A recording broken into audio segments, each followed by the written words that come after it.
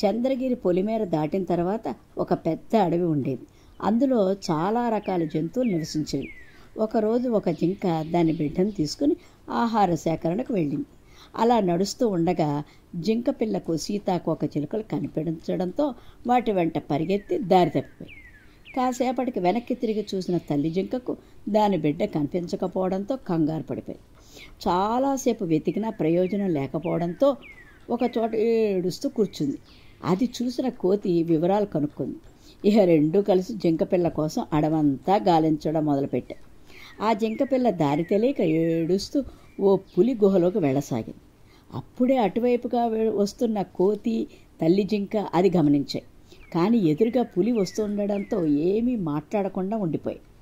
గుహలోకి వెళుతున్న జింకపిల్లను చూసి, పులిరాజా, మనకు విందు భోజనం నేరుగా గుహలోకే వచ్చేసింది అంది నక్క.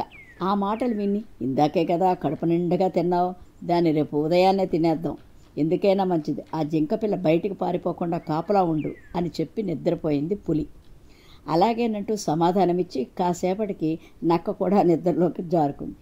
అదే అదునుగా వెంటనే కోతి గుహలోకి వెళ్ళి జింకపిల్లని తీసుకొచ్చింది. అది పరిగెత్తుకుంటూ వచ్చి తల్లిని గట్టిగా కాగలించుకుంది. బయటికి వచ్చినప్పుడు చాలా జాగ్రత్తగా ఉండాలి. అమ్మ లేకపోతే ఇంకెవరైనా పెద్దవాళ్ళ వెంట ఉండాలి. పొరపాటున ఇలా దారి తప్పిపోతే చాలా ప్రమాదం జరుగుతుంది తెలుసా. మేము సమయానికి వచ్చాం కాబట్టి సరిపోయింది, ఇంకెప్పుడు ఇలా చేయొద్దు, సరేనా అని అన్నాయి కోతి, తల్లి జింక. అలాగేనంటూ జవాబిచ్చింది జింకపిల్ల.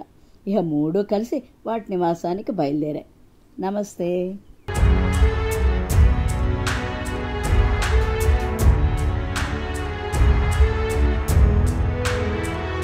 మీరు మరిన్ని వీడియోలు చూడాలంటే మన ఛానల్ను సబ్స్క్రైబ్ చేయండి, పక్కనున్న బెల్ ఐకాన్ని ప్రెస్ చేయండి.